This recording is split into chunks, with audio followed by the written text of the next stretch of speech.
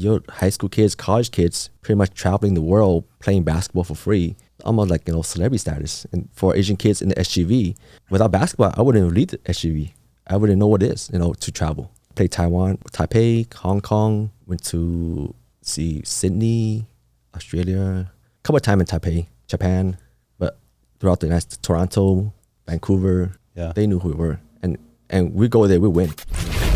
We love the San Gabriel Valley. There are some amazing people and businesses here, and we think they deserve the spotlight. Welcome to the SGV Master Key Podcast. We'll have on the people that make the SGV great. We'll find out what makes them tick, their ups and downs, their history, and we're going to have fun doing it. This is the SGV Master Key Podcast. And now your hosts, Scott Warmoth and Russell Mano.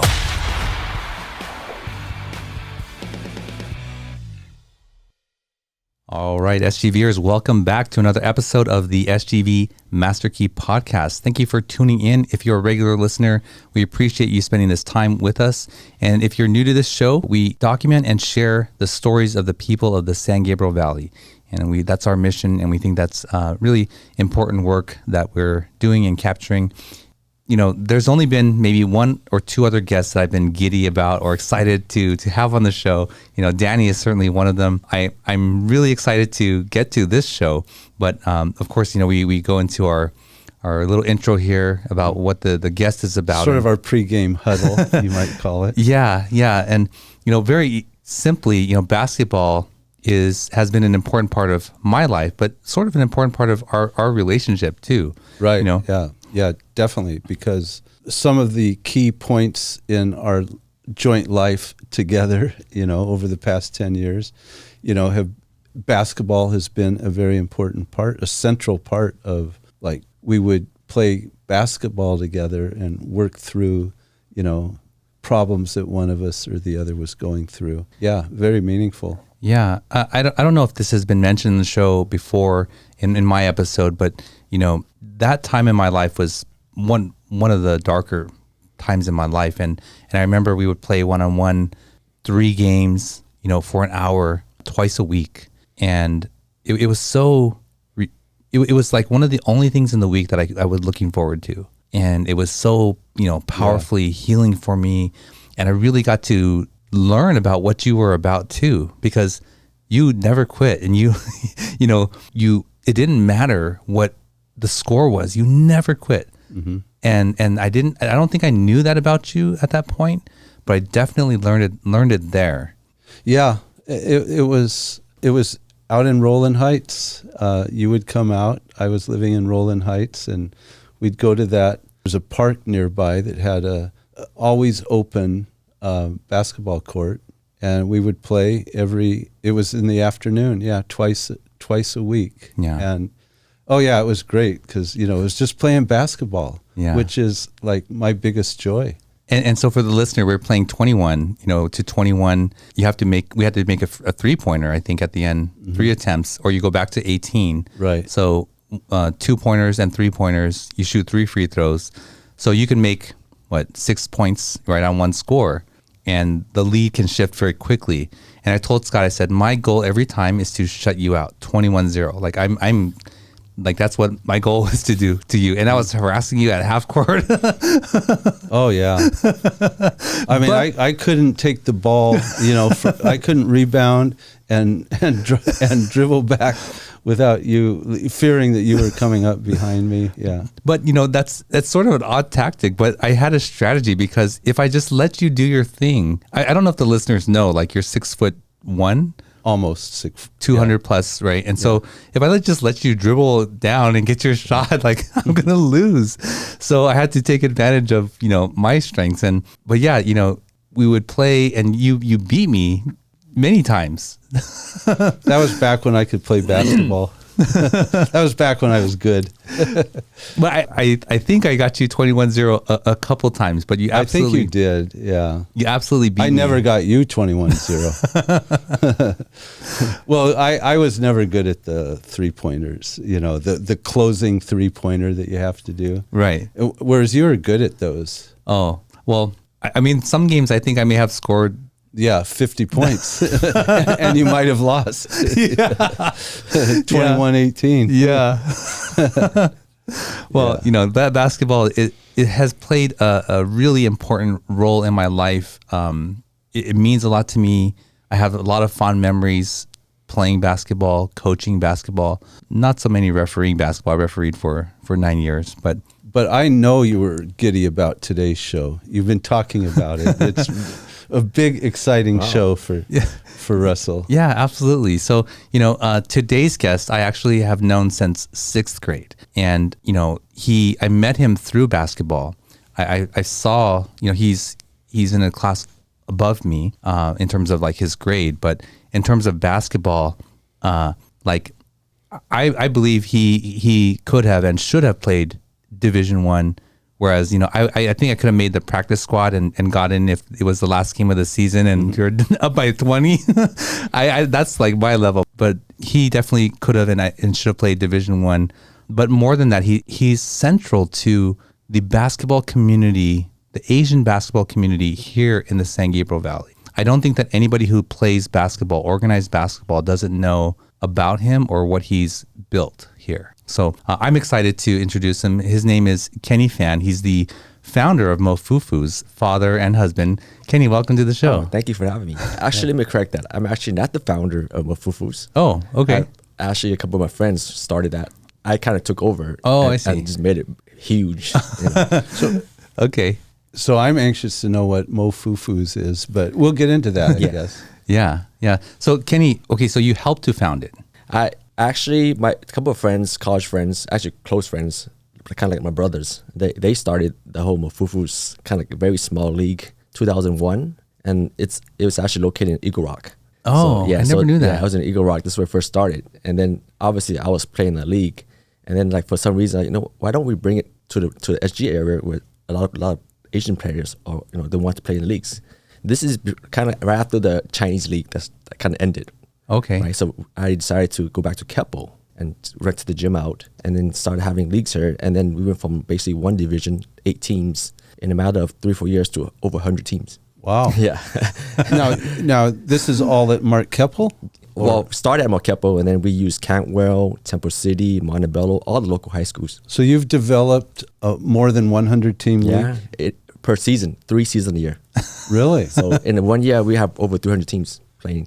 Is this something you do full time? No. This is what I love to do. Just basketball, which has always been a part of my life. Wow. Yeah. Huge. It's huge. It's not as big as now, but when it first started, it was huge. Yeah. And so you're sort of the commissioner? Yeah, I'm the commissioner. Pretty much kind of organize all the back end and then get the teams to. And is this for all grades? It's adults. Adults. Okay. Mainly recreational adults who finish high school, finish college. Just recreational sports. So Mofufu is the name of the league? It's the name of the league, and if you guys wanted to wonder how we came up with that name, it's because of Danny. Is it really? Yeah, see how somehow we all linked together. So Danny actually had that name, I believe was a soccer team that he used. And so Danny was actually I see it on your shirt. Yeah, so basically, it's a league name, but he actually had that name, and we had this team in college where we had kind of formed a team just to play college tournaments. So we started using this name, and then we actually were one of the better teams, so everybody knew who we were. So we just called it Mofufus because everybody knew who we were. So that name alone we attracted so many players, locally. Yeah. And just because our kind of like our name ourselves, like how we grew up Asian basketball, we're probably one of the most dominant Asian team I can think of, honestly, like for years. Like, we were that good.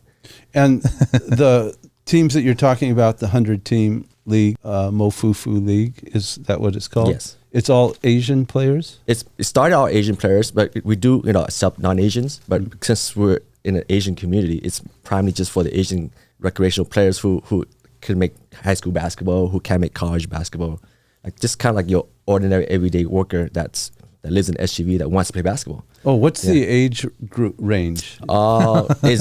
There's a lot of old players like in their 50s and 60s playing in the league, but majority I would say 20s, 30s. But we do have like different divisions. Do you mix like ages on one team, or it's all you skill have set? It's all skill sets. Oh, all skill So if set. you're good enough to play against the young kids, by all means, go for it. Well, yeah, I mean, before I played him, he told me that someone told him he could play in the NBA. Wow, Yeah, and it was an NBA coach. that's who very told me. impressive. And Yeah. I thought, okay, either he's full of crap or that's pretty impressive, right? It's one of those two. It's one of those two. Wow. Well, you never know when He said he dunked at practice at Washington, right? University of Washington. Yeah. Well, I was not on. Not on the squad, but No, I was playing at their. But what I learned through all the years of basketball is there's tons of talents out there. It's just you don't have the exposure Yeah. to get you to the next level. Or don't have team skills. That too, like it's more than just playing the sport itself. It's a lot of mental game. So Yeah. the whole coaching comes into it. Sure. Yeah. Well, Kenny, the show is called the SGV Master Key Podcast. What's your connection to the San Gabriel Valley? So I basically I was born in Vietnam. Moved to Orange County in 1980, and then '86 I moved to Monterey Park. Basically grew up here, and ever since I'm still in the SGV. So it's been over 30 years. So I went to Monterey Vista, Garvey, graduated from Mark Keppel, and all the homes I bought is all within SGV. So it's somehow like my family is very family oriented, so I can never really move out because my parents are still living here. So it's kind of like the hard. Do you have a big family? We have a huge family. Yeah. So my dad's 6 kids, so they're all pretty much all within the SGV. Oh, they're all here? Yeah. So basically, when we moved from Orange County to Monterey Park, we moved because of our grandparents. Mm-hmm. The grandparents moved here, so all the brothers and sisters moved to SGV too. So that's how it works. We basically just follow each other. Oh, yeah. Yeah. So it's hard for us to move out of SGV because our parents are still here. And you're ethnic Chinese? Chinese Do you Vietnamese. speak So Mandarin, I Cantonese? Actually, it's neither. We Okay. speak a different dialect called Hainanese. Oh, So I haven't heard of that. It's I live in Hanoi, so it's almost like Vietnamese. So Oh, yeah, it's a different really? dialect. So my parents they speak Vietnamese. Oh, so you're not from Saigon? No. Oh, you're from Yeah. North So Vietnam. like almost like Da Nang. Yeah. Oh, yeah. really? But my Well, parents. that's pretty yeah. unusual. So I would think Hanoi it's a Chinese dialect, but it could also possibly be Vietnamese. I'm not very familiar with that, but my parents speak both Chinese and Vietnamese. Oh. Yeah, it's almost like a lost dialect, honestly. Yeah, I've never heard of it. Danny's grandma speaks Hainanese. Really? So I was able to communicate with her. Really? Yeah, it's a lost dialect that I hardly hear. But it's a Chinese or a Vietnamese dialect? That's a good question. I think it's Chinese because we originated from China, and obviously my parents was in Vietnam when I was born, Yeah. and then we immigrated to America from there. Do you have any memory about Vietnam? I was too young, and I never came back. That's one of my goals is actually go back to Vietnam. You lived in Da Nang or Yeah. Hanoi? Da Nang. Yeah. Oh. I was probably 3 or 4, so I was way too small to remember anything. Did your parents share with you why they left Vietnam? Not really. That's my family and I didn't talk much as a kid. Never that close. So that's that gap where first generation from us is a huge, just communication wise and just different culture, different understanding of each other, and they're more like just work, go to school. So basketball was the reason why, kind of opened me up and kind of like almost giving me that family that I didn't have. I have my parents, my sister, but we were never that close. So when I first met you was we were on the Sonics Yeah. and Doc was coaching us, right? Was that your no, it can't be because you were already super skilled. So what was your first introduction That was first time I played basketball. No way. First time I picked up basketball was in 5th grade with Doc. So actually, before Doc was 6th grade. So 5th grade was the first time I ever picked up basketball, like an actual basketball. I actually loved the game. I used to watch Lakers a lot. And before basketball, this is how I play basketball. I make my own little court out of a coat hanger. Oh. Built a little basketball court out of a coat hanger. I just got a piece of paper, roll it up. That was my basketball. I did that every single day at home. Wow. And then when I touched the basketball for the first time in the 5th grade, I remember this, some kid, 6th grade beat me, and I didn't like that feeling. So, and then 6th grade, when Doc came in and he formed a team, I knew I wanted to play basketball. And I knew I wanted to beat the guy. So from the get go, I was very competitive. Was Doc your first coach? First coach, Wow. first coach that taught me the basic fundamentals. So that's funny that you didn't like the feeling that this guy beat you. Did he know how to play, or like was he just cruel? It's just a kid playing 1-on-1, like school recess, and he was. I don't think he was good, but just I never played, so that's easy to beat. I never played before. So, but I knew at that moment, like I'm not gonna lose this guy again. Wow. Yeah. And so Doc was your first coach. ever coach. But you must have. I mean, Doc must have been like family at some point. That's interesting. You brought that up. He's actually the most. Him and his wife, looking back, was the most important people in my life. Wow. Besides my family, obviously they were the most influential. They basically raised me to a certain sense, because, like I mentioned, I wasn't close to my family. So basketball, when I met Doc and his wife, Mrs. Wallen, I was always with them 24/7. He teaches where I went to Monterey Vista, so we had classes with him. After school, we would practice basketball, and then he was one type of family that was very nurturing, and they looked at, and they're Caucasian, by the way. So which is, it's for us, we're Asian kids, like why this Caucasian even care about us?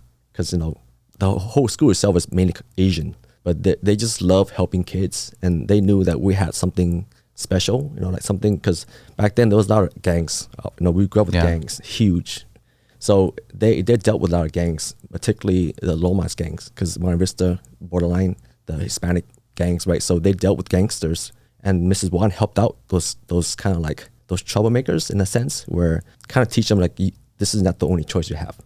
So looking at us, they probably felt like, okay, if they don't kind of lead us in the right path, we can go down that same path as gangs, which is interesting because half our friends who first started went down that path. And the other half stuck with basketball. So basketball was a big way out. Oh, huge. That's like basketball was the reason why I'm still here. I'll be honest with you, the reason why I'm still here, the reason why I'm in the sense successful, because easily you could have went the wrong path. And unfortunately, a couple of friends of ours went the wrong path, and they passed away because of that. That's not the first time we've heard that. Yeah. It's been said, maybe even by Danny. I can't remember specifically. But. Yeah, I think I've shared with you, like growing up, Mark Keppel, there was a lot of gangs. And I'm not sure how people receive that, but certainly I saw many of my friends join gangs and then later asked them in life why. And they just said because they were getting picked on all the time. And even at Mark Keppel, well, we can get into that later, but I remember Coach Burke or someone there, maybe it was Marcus, he was like, if you guys fight, you guys never play basketball here again. And that whole riot erupted. And I saw people I knew like slammed on the ground. I could hear their head hit the concrete. And I remember like thinking like, I got to get out of here. Yeah. That happened to me even in elementary and intermediate. A lot of gangs come up to you, asking where you're from. So that's like almost part of our life. So we got bullied. I got bullied, growing up. But what kept me, I guess, disciplined was I had something to look forward to, going to basketball practice, going to basketball games. So that alone just kind of like, distracted me away from the wrong path. Because, distractions are the reason why kids do bad things. I was very fortunate enough to. Wow, that is so different from my experience, growing up like I did. Yeah. And to understand the importance that basketball is, I can kind of see more clear. This is probably what happens in the inner city as well. Oh, for sure. I can see that. And like I mentioned, Doc and Mrs. Warren were a big part of the reason why we didn't go wrong the wrong path, because they probably saw, what could have happened to us, especially in that situation, that environment where gang was a huge thing in the 90s. Yeah. Is Doc still He's passed away. Oh. Yeah, he's, Mrs. Warren still living. We're still close. We actually call her grandma now because she's basically a grandma or grandpa.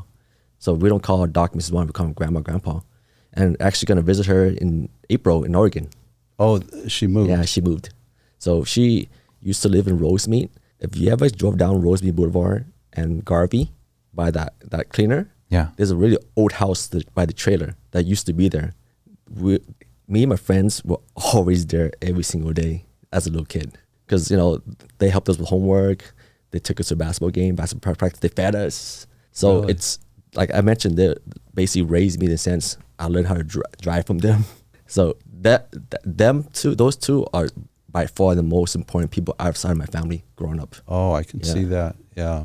Remember I asked you if you remember the intensity that who Danny was? And I was like, Kenny is not a gang member, but you can feel the intensity and what he grew up in and around. And that's totally reflected in how he plays too. It's How would you describe, how do you play? Very intensive. I'm just very passionate what I do. With anything, if I get into certain things that I like to do, I'm 100 and 200% into it. There's no not giving up. There's no just being lazy. I'm all in, and that's why I play. When I'm locked into the game, I'm out to kill you. Almost like a mama mentality, right? And coming from where we came from, that was like kind of survival mode. That's how we survived. So when I play like I'm surviving. And in a typical game, let's say you play a full game, how many shots will you take and how many assists will you have? Growing up, I loved Magic Johnson, Showtime. So when I started playing basketball with Doc, point guard was my number one. I loved just passing the ball. Like giving assists, I loved the fact that I made you almost like I was able to assist you from scoring, right? I got a joy out of that, right? And that's a young age. But Doc knew that I also could shoot. So the funny thing is when Doc coached, only a few guys can shoot. He's very old school fundamental, right? If you can't shoot the ball, don't shoot it. Mm-hmm. So I was one of the guys that was able to shoot. So he's okay with me shooting, but even though I still like passing the ball, I was good with dribbling, right? So my strength as a young kid is just drive around kids, passing the ball out. And then as I got to high school, when I joined the Alpine team, the coach realized I can shoot. So I became a shooter. So in high school, I can dribble, pass, and shoot. So in definition, you think about it, Russell, I might be the first combo guard way before, combo guard existed, right? Yeah. Right? You think about it, in the 90s, early 90s, locally at least. Sure, absolutely. And do you like offense or defense best? Oh, with Alpine, I'm a defensive guy. Even though I can shoot and score, but I like the fact that I can stop you from scoring. I get joy out of that. I'm able to lock you down. That means more than like just scoring sometimes, because I've kind of taken you out of your game. I got into your head.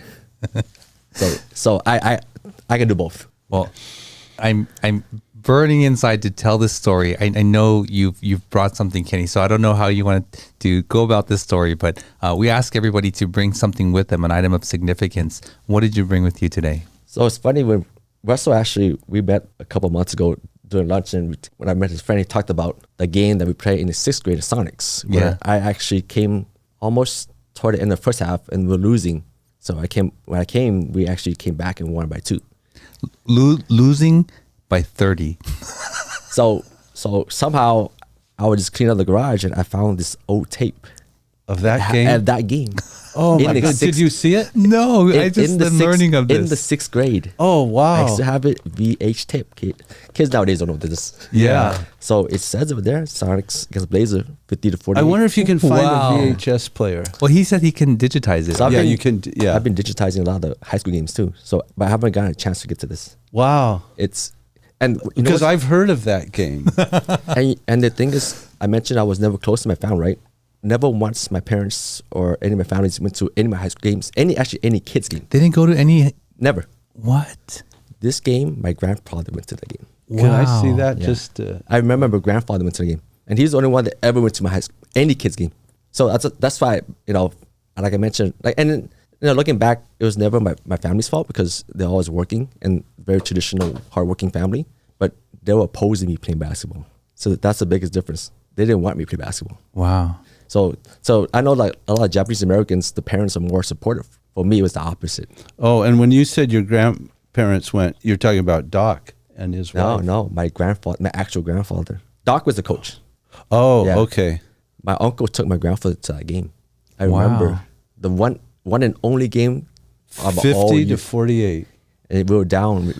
I came late to the game. We down and came back, and we came back. Down by 30 at halftime, it right? probably wasn't that much, but... No, it was. No, okay, I don't remember. So there's 2 games that this has happened, right? So I remember this game. I remember thinking, okay, so I never would think in my mind that I could help contribute to coming back. So I just think, okay, this is a lost game. And it's also horrible because we're down so big and it's not even the half is over.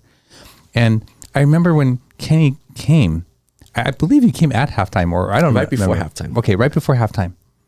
And can you imagine, when have you seen a 30-point comeback, right? In basketball now, at any level, when have you seen that? And I got to experience this not once, but twice with this guy. But this was all Kenny. I mean, he just came in, and I was like, yes, it was so exciting. So that was February 26, 1990. Yeah, that's crazy. Sonics versus Blazers. Sixth graders, I believe. Yeah. I think it was sixth. And the amazing part, I actually remember how much I scored. So literally, I scored 20 points in 1.5 as a sixth grader. And looking back, you know, now that I coach kids, like, damn, I was actually pretty good. Like, you know, you didn't think much because you don't know. But now looking back, like, wow, you know, pretty impressive. What did your grandpa say to you after that game? Yeah, I don't remember, honestly. You know, it's like I mentioned, I never had that family support when it comes to basketball. Who wrote this little thing inside on that's it? Grandma, Mrs. Wallen. Because she said, great game, Yeah. great game. So it says Kim. Oh, yeah. Yes.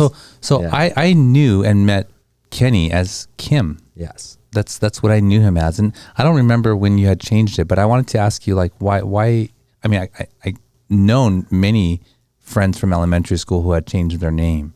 I don't think that I've ever had the opportunity to ask them why, but so your name is Kim. So my real name was Kim, Khim, by the way, not Kim. So I believe that's where you spell Vietnamese, Khim. So when I moved to America, I guess right before going to intermediate school, like, you had the opportunity to change your name.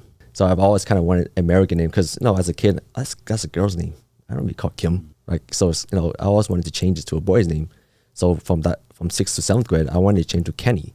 And then that's the reason why in high school, it was Kenny, because I always wanted to change it. But now I look back, like, I love that name. That's who I was. You know, like, as you get older, you understand why, you know, just the whole meaning of, like, your name, that's you, you know, it's nothing to be ashamed of. Sure. Yeah. So a lot of my close friends still calls me Kim, by the way. Oh, Yeah. okay. Danny calls me Kim. Yeah. Yeah. And the ones that I knew from elementary school, I think their like name was like Quan, Quach, like something like the very Vietnamese name. And then later they would come and they were somebody else, or their name had changed. But wow, I never knew how powerful that relationship with Doc and Miss Wallen was. It's huge. It's even more powerful as we get older and I have kids of my own. I see the significance, like how much impact they had in my life, and how easy, you know, as a kid, you can sway in the wrong path, especially when you don't have that family support. Like, when I mean family support, I mean like outside of the house. Obviously, my parents raised me, fed me, gave me a home, but outside of that, you know, there was no tutoring, no homework help, no, obviously basketball. They're opposed to basketball, totally opposed to it. They hated me playing basketball. Really? Because, like, you know, you got to go to school, got to get a job. You know, it's typical Chinese American, you know, Chinese parents, right? Just go to school, get a good job. But the funny thing is now they understand what basketball meant to me, and just seeing me now as a father and as an adult, how successful I was because of basketball. Now they're telling all the little grandkids, play basketball, play basketball. So what do you do now? I actually work for the county, so I work for the Department of Children and Family Services. Oh. But I'm an IT person. Oh, okay. So I do like system analysis. So I do project managing. So your parents are proud of you. Yes, yes. Yeah. Yes. So, like, when I started Mofufus, not started, but like when I kind of helped them grow, I actually was into web development. So I built the entire website by myself. Yeah, that's something to definitely get into. I don't want to skip over some parts of your story, though. Did your parents know how good you were? Nope. Until after I started working. Here's the funny story. They never saw me playing. They probably hated me playing. They didn't know how good I was. So after college, when I started working, so you know all those Chinese associations. So my parents are part of the Hainan Association. So they started a basketball tournament against other association, and everybody locally knows who I was, because, you know, I was pretty popular in basketball because they know I was good. So they asked me to play for that association, which my parents was involved in, and they saw me for the first time. They're like amazed because the fact that everybody like just pretty much telling me, your son is so good, you know. So they are just basically glowing because they didn't realize how good I was. So Russell, would you say among his contemporaries, would he be the best basketball player of that generation? I can't think of someone better. No. And in high school, you played at Mark Keppel High School, yes. Started? As a freshman, Go back never let us play. As a freshman, like coach didn't let us play varsity.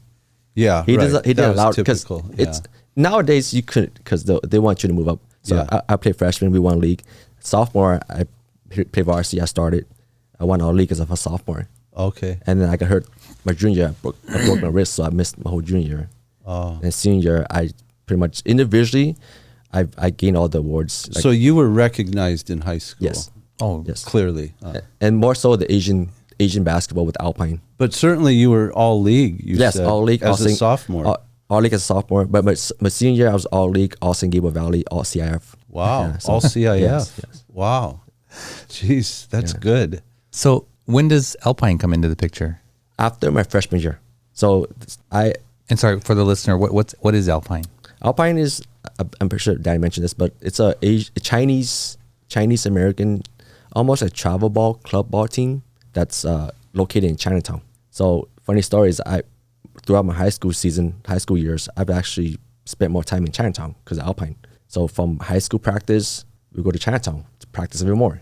Who introduced you to Alpine? It was one of my friends. Remember Carrie? Actually, Carrie was one that introduced us. But in 8th grade, he actually introduced us. But I never was interested until my freshman year. Kevin joined Alpine and asked me if I wanted to go with him. Shoot, what is Kevin's name? I forgot. Hung Soo. That's right. Yeah. So he introduced me to Alpine, and he joined. He asked me to join him. So I just went along, and after freshman year season, I joined Alpine, and then Alpine was just another whole new adventure. Yeah.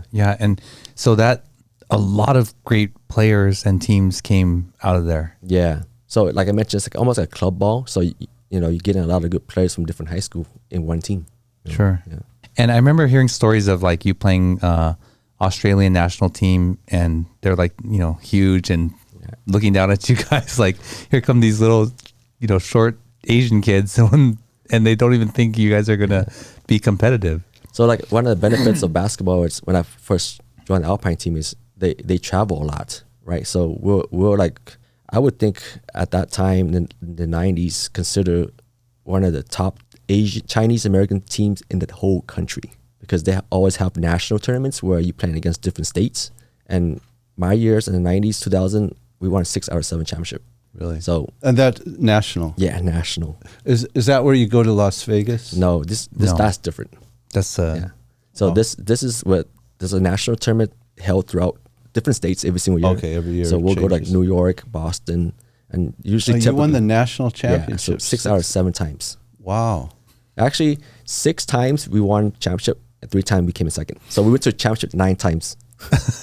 Almost like LeBron James, but a little better. who's on that team It was me. that I would know. Kevin, Okay. Danny played, but he didn't really play with us. Maybe towards the end, Was Albert on that team? Abu was not. He did not play with us. Okay. Yeah. So mostly that's about it, Kevin. Okay. But other guys are from different high schools. But all the players are good. They play college basketball, and little Asian kids, Did you play college? I did not, but I was supposed to.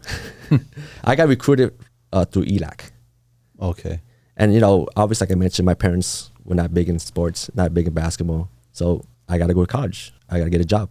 So, it's almost like I didn't have a choice. So looking back, I wish I did play college basketball.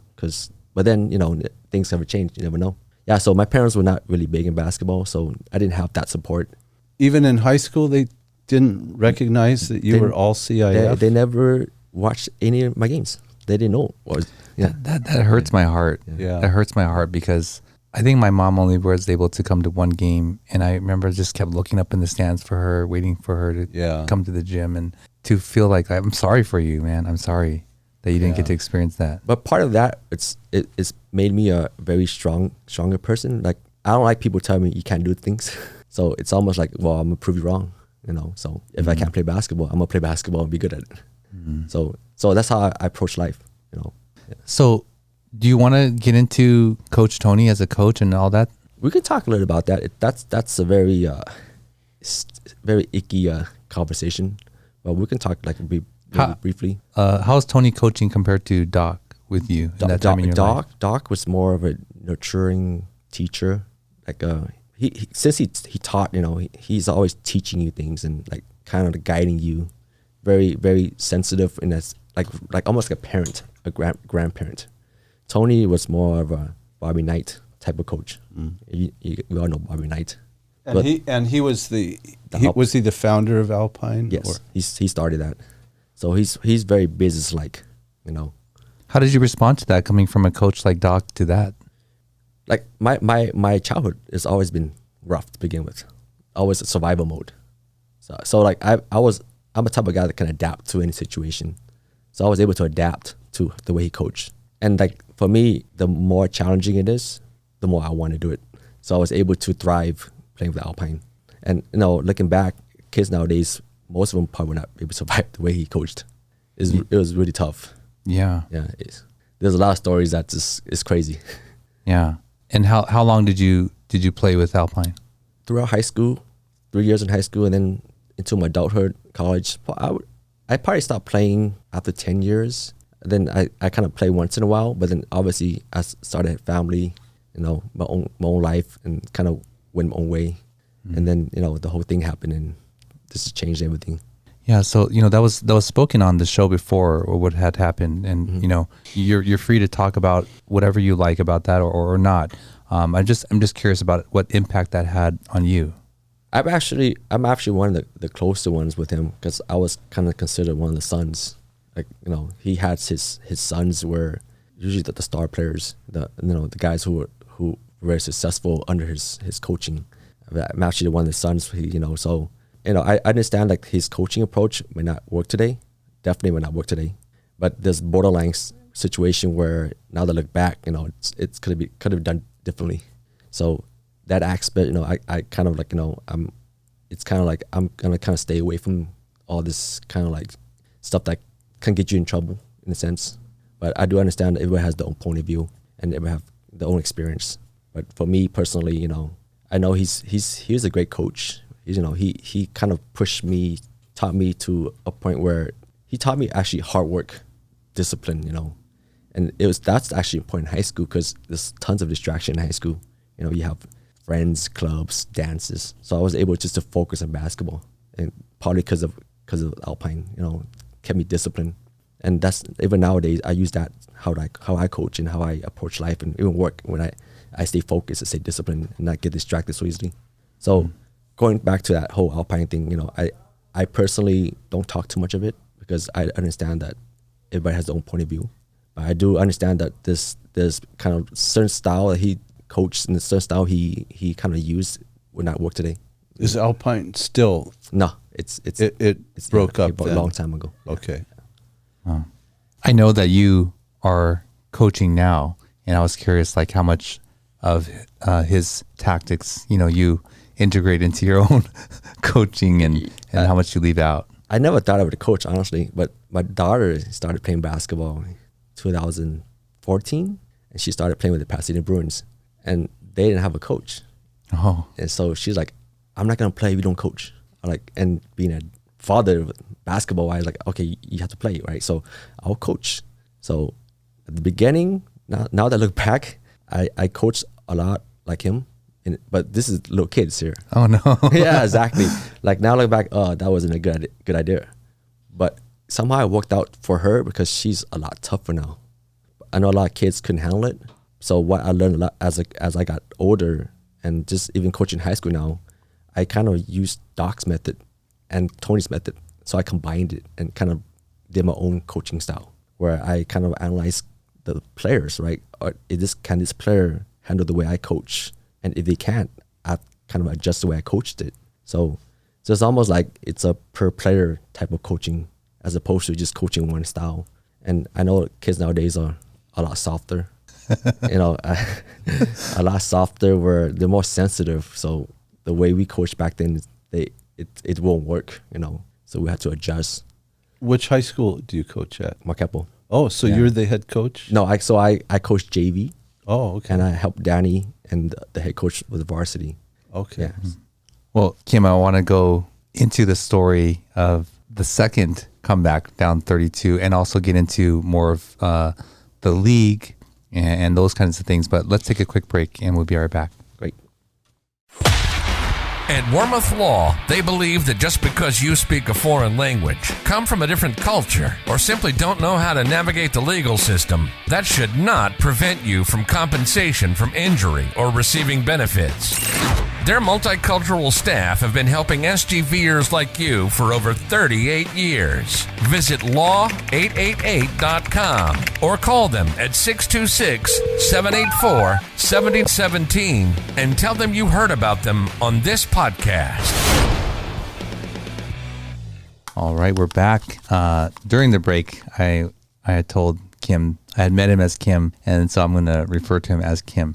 So there's a lot more I want to get into. I want to touch on this story because it's just an amazing story for me of again who you are. But I mentioned maybe we weren't down 30. You don't think so? I think we were down 30.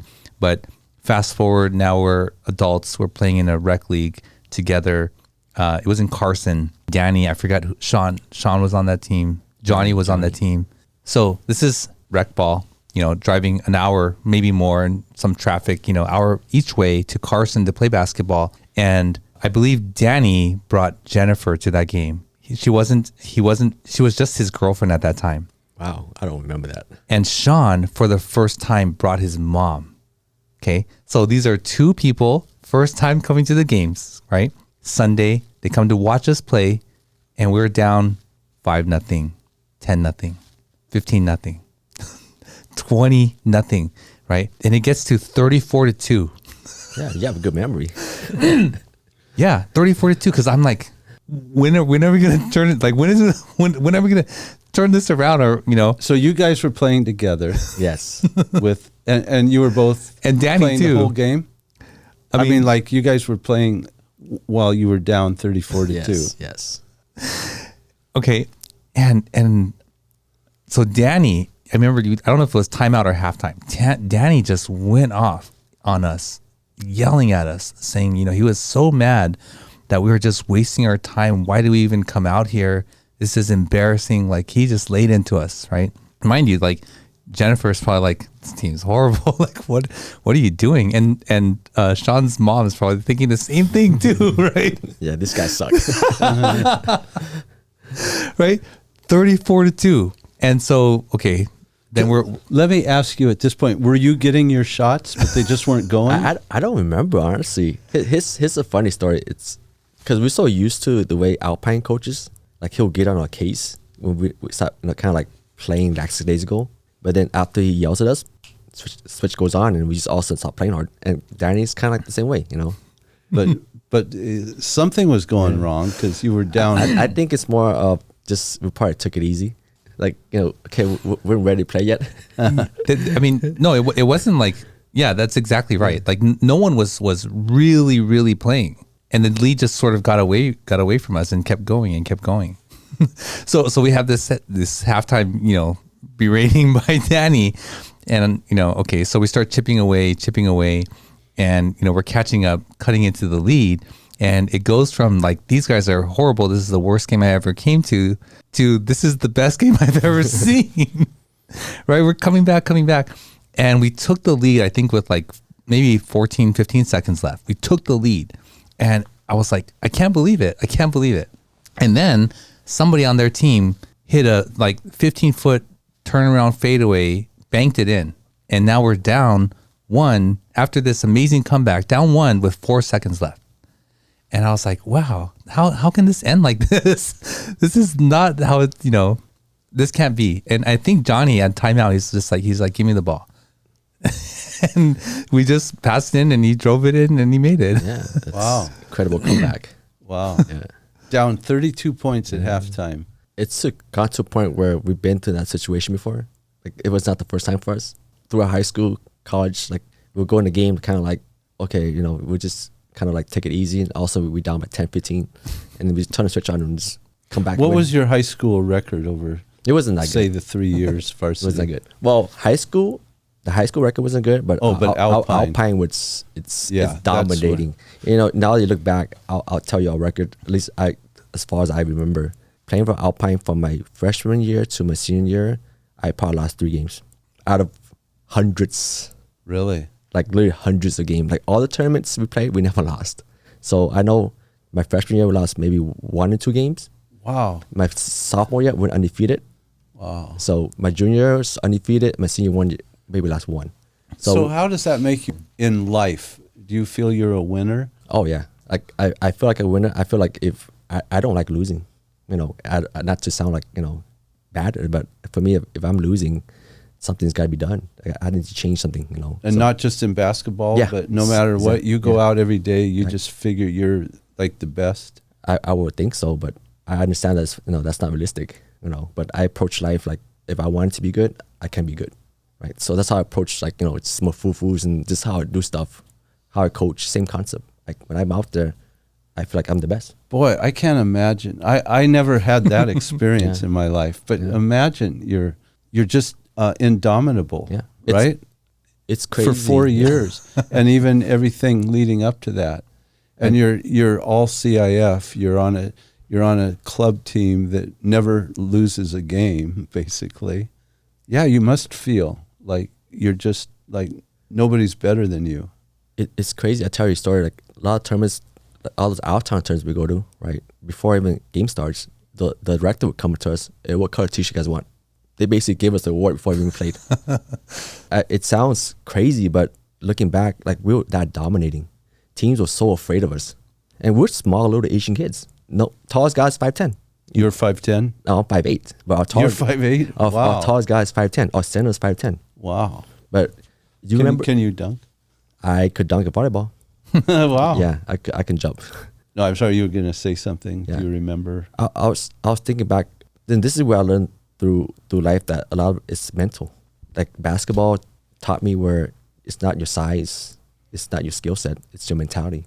We came in with the mindset, attitude, we're gonna beat you guys, and the team they felt that, right? So if you approach life the same way, like you put out this energy, like people can feel it. So I've always kind of like the things I do. That's how I approach life, is come with the right attitude. You always think you can get the prettiest girl. I don't know about that, but maybe sometimes. that wasn't my focus. Yeah, right. Basketball is my focus. Yeah. What's the name Little Horse? I've heard that before. It's sponsorship. So okay. So those out-of-town tournaments that we go to, especially international tournaments, it's fully sponsored. So, yeah. And obviously you don't get sponsored unless you're good. Everything's paid for. So Little Horse it's almost like a Chinese group. They're considered Little Horse. So they sponsor the trip itself, the travel, the board, the food. They give us spending money. So Wow. we're all, in a sense, you're high school kids, college kids, pretty much traveling the world, playing basketball for free, almost like celebrity status. And for Asian kids in the SGV, like without basketball, I wouldn't even lead the SGV. I wouldn't know what it is, to travel. Have you played in Asia? Yeah, I played Taiwan, like Taipei, Hong Kong. Went to see Sydney, Australia, a couple of times in Taipei, Japan, but throughout the United States, Toronto, Vancouver. So were you pretty big shots when you went to, let's say, Taiwan? They Hong knew Kong? who we were. Yeah. They knew who we were. And we go there, we win. We playing against Simon Pro team. Wow, I just can't imagine Yeah. that, just being a winner like that. And Just- we're, yeah. I mean, everybody knew of this. Wow, you're like a superstar. So that's like I mentioned, it's that basketball, it's given me all this experience that honestly I would not get without it. Because especially the way I grew up, my parents, we were basic poverty, I have nothing. I remember growing up in elementary, I had one pair of pants, one pair of shirt. I wore that every single day. My first Nike shoes was in high school. Never bought shoes. They couldn't afford it. Basketball was what gave me all this great stuff, all this great experience. And now you've given so much back to the game, the community that did this, for you. Can you talk about what Mofufus has meant to you, to see, what it became? I think the biggest reason why I wanted to bring it back to the local community is I think there wasn't a big exposure for basketball, at least in the 90s, because a lot of the parents were immigrants, were focused on basketball, focused on school, focused on work.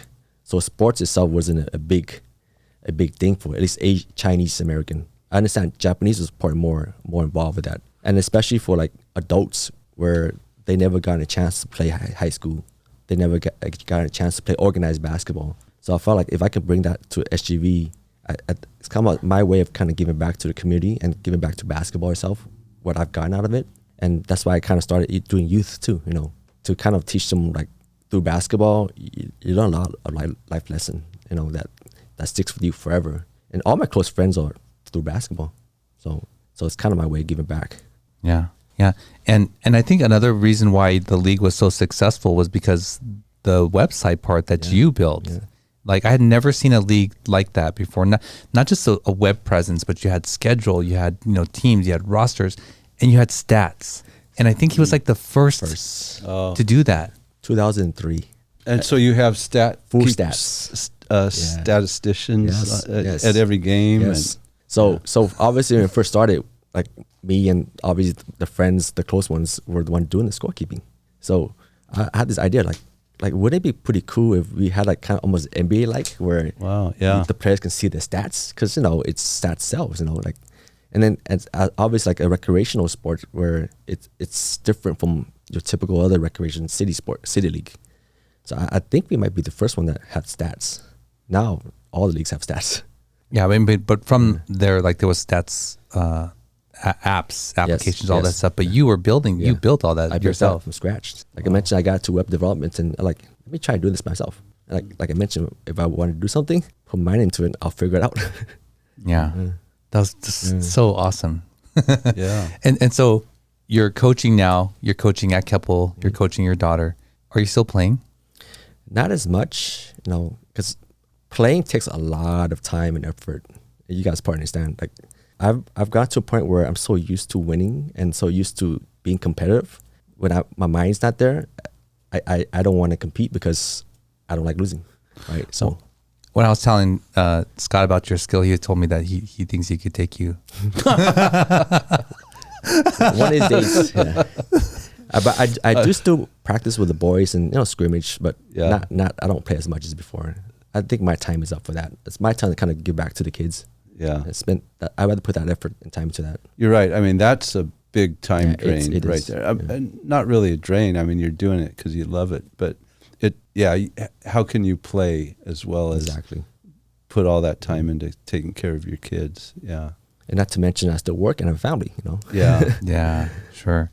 And isn't it, I've experienced this, like a sadness where, like, my body can no longer do what it used to do, what I wanted to do in terms of competing, and you have to sort of scale back the way I play and change, and that sort of sucks, you know. I guess it's just the aging process. It is.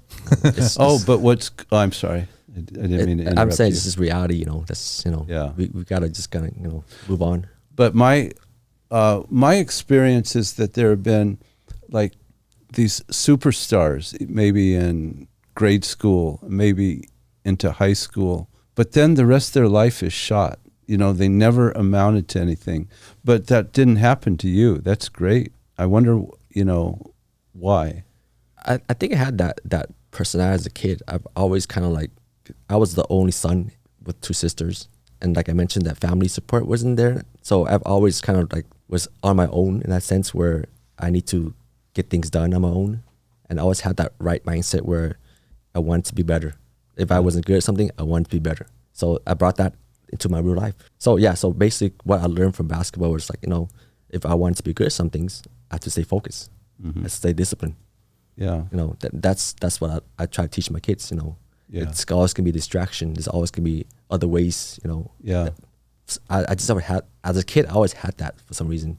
Right. I was never at school dances, you know.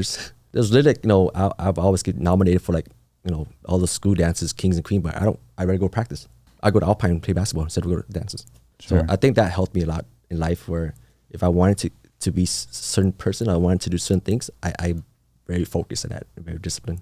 So Kim, what are you looking forward to for your family, your kids, coaching, Mofufus? What does the future look like for those things? So my biggest thing is, since my daughter's playing high school now, and what I realized that when I grew up, my parents was never around, so I devote my life to my kids. So how many kids do you have? I have a daughter and a son. So my daughter, and your daughter's in high school? She's in high school. She's a sophomore at Arcade High School. She plays basketball, and then my son doesn't play basketball. Oh wow! Which was tough at the beginning, but like, you know, I grown to understand, like, you know, not every kid's gonna play basketball player. Right? He has his strength, right? I'm always there for my kids. Yeah. So my most important thing is lifestyle for me. It's not about making money.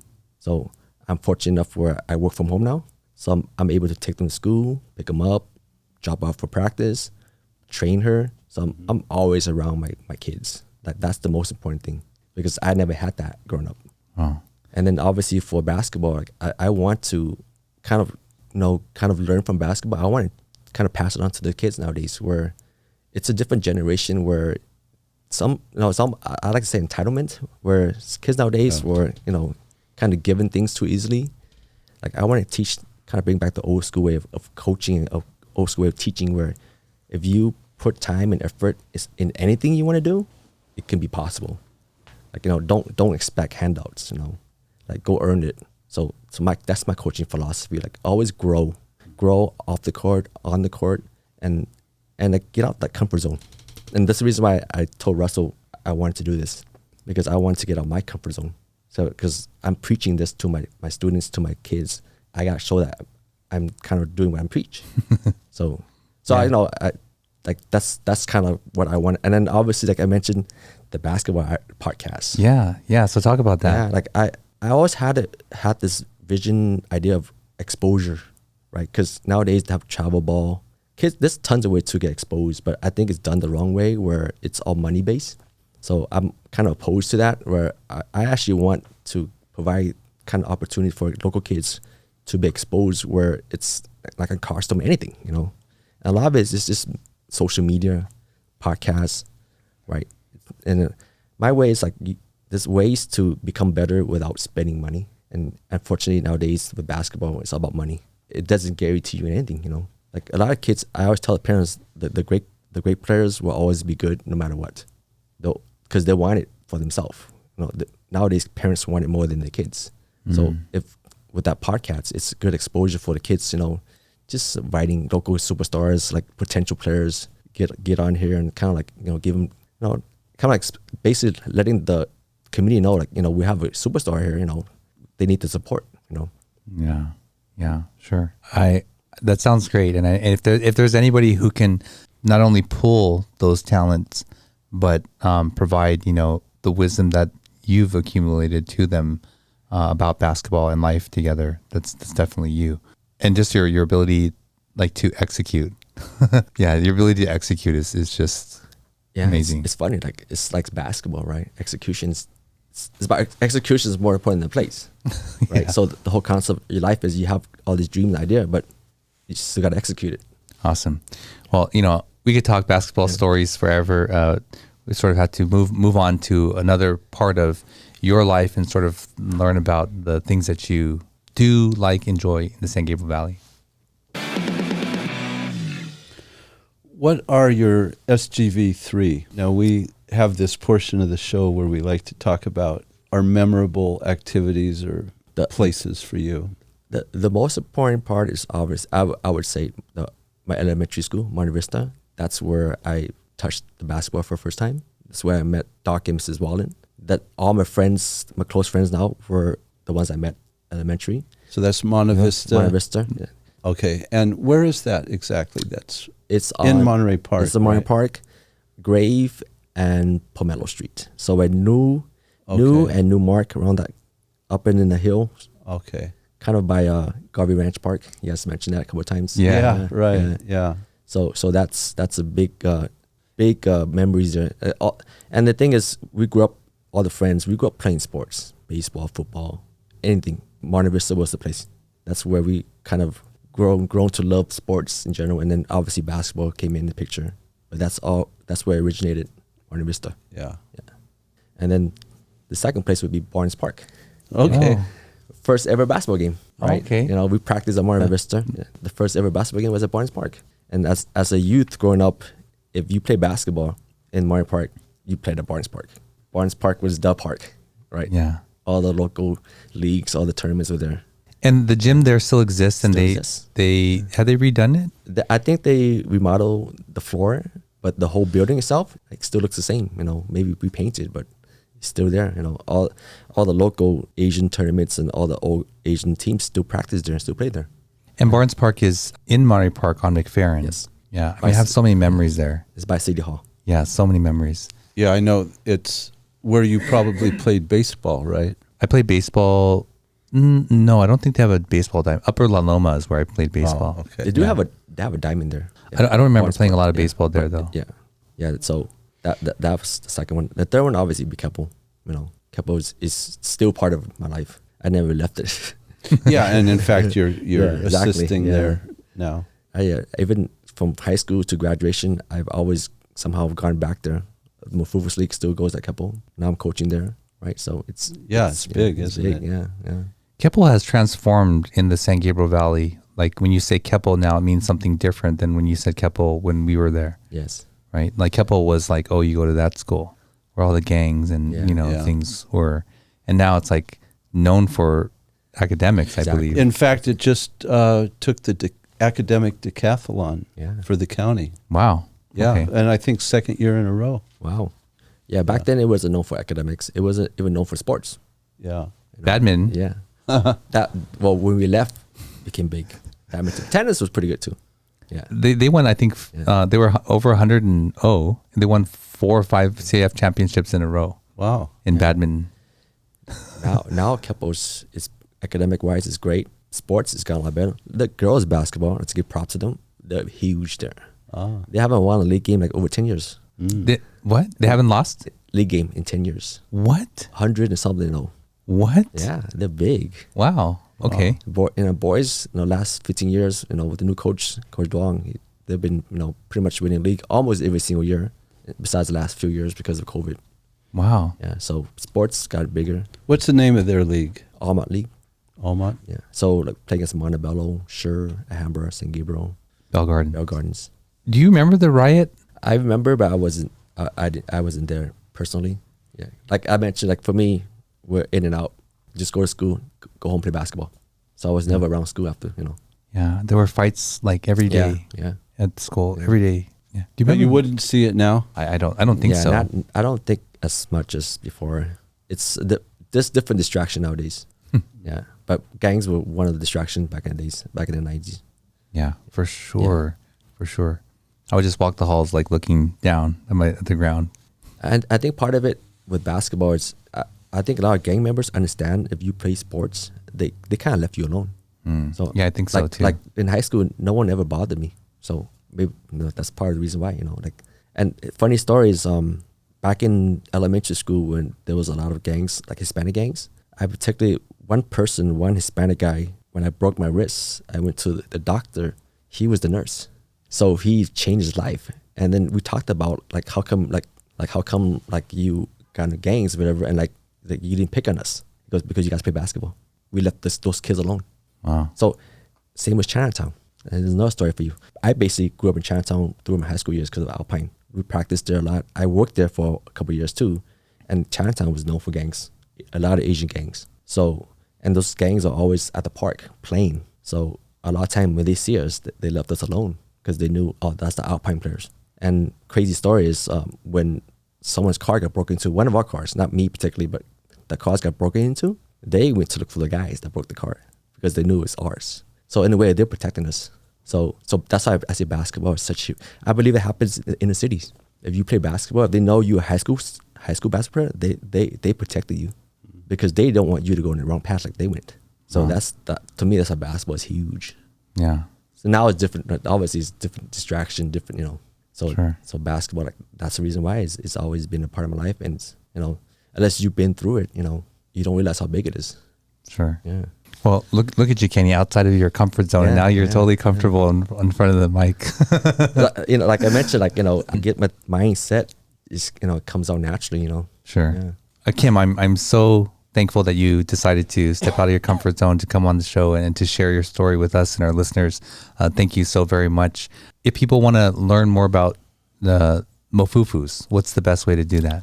They can get on the website, www.mofufus.org. It's spelled Mofufus. I know it sounds pretty bad, but And you have an Instagram account too? I have a personal, but it's private. But I do have one for Mofufus. So what's that one? Mofufus_basketball. Okay. So awesome. Well, Kim, thank you so much for coming on the show. I really appreciate it. It was great. Yeah. Well, there you go. Another story with this similar thread of, passion and perseverance from someone right here in the San Gabriel Valley. It's such an honor to share these stories with you and to capture them and to, just document the things that have gone on here in the San Gabriel Valley. We appreciate you spending this time with us. Thank you so much. Don't forget, if you like this kind of content, to like, share, subscribe, and we'll see you again real soon in the next video. You've been listening to the SGV Master Key Podcast. Our passion is the small businesses and the people that make up the San Gabriel Valley, and it's our honor to have them on the show. We hope you've enjoyed it. Make sure to like, rate, and review. The show is produced by Russell Mano, edited by Victoria Allers of Kind Monster Productions. Thanks for listening, and see you next time on the SGV Master Key Podcast. Master, no, kind of master.